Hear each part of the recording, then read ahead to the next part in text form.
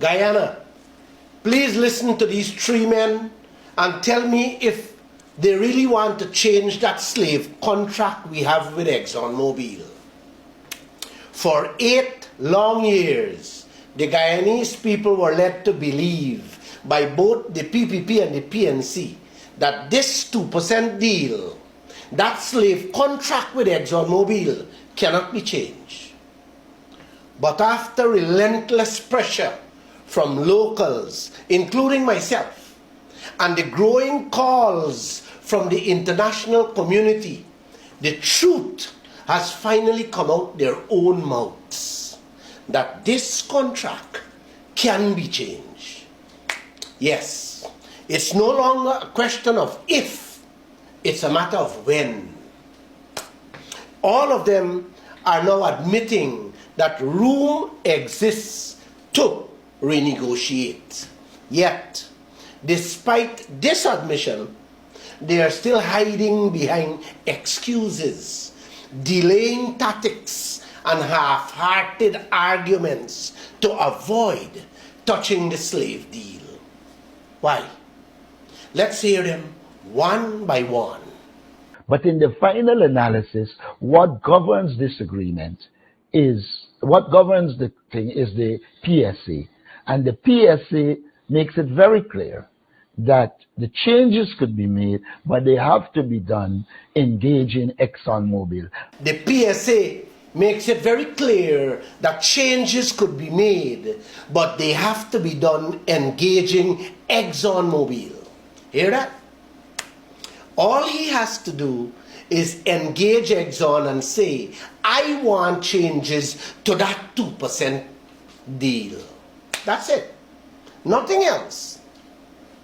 So the question is, what has he been doing all these years, knowing changes can be made and that 3/4 of this nation is starving, can't cope with the cost of living?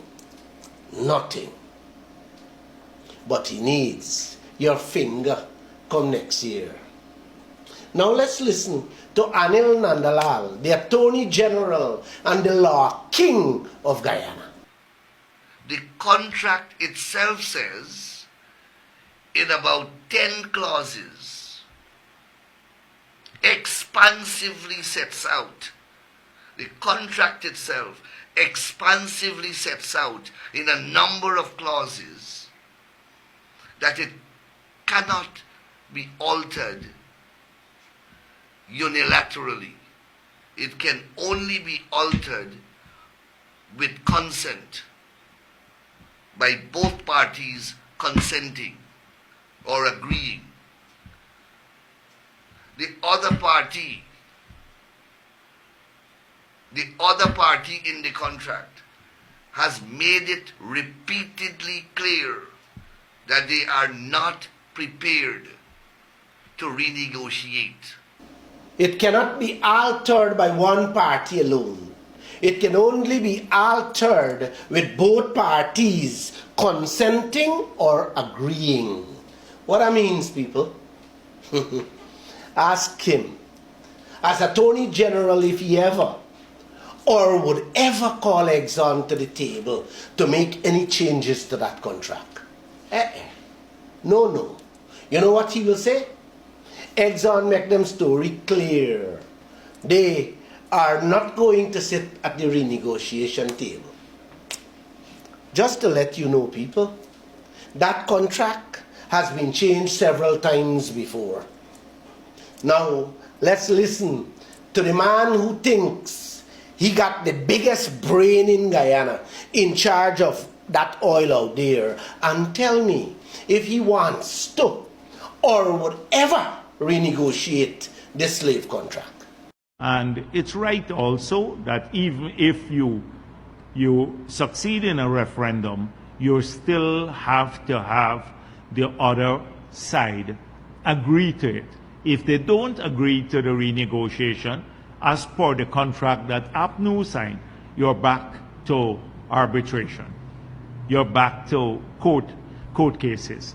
So you can decide if you want to renegotiate, and you get a referendum to support you in the renegotiation, but they say, no, we don't want to, then you have to go through the court process. So having a referendum doesn't deal with the most contentious issue, which the contract says that the only way you can have it solved amicably, if they to renegotiate the contract, is with the agreement of both parties.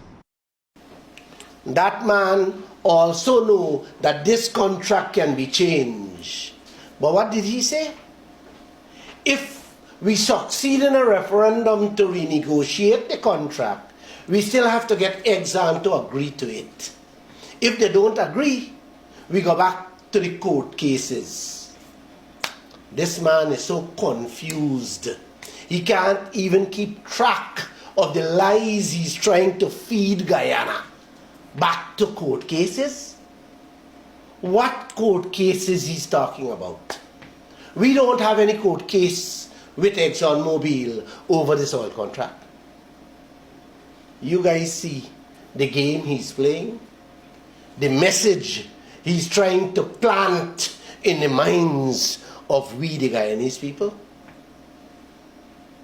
Oh, if we push for renegotiation, Exxon will take us to court? Seriously, people? Does anyone actually believe that? Let me ask this.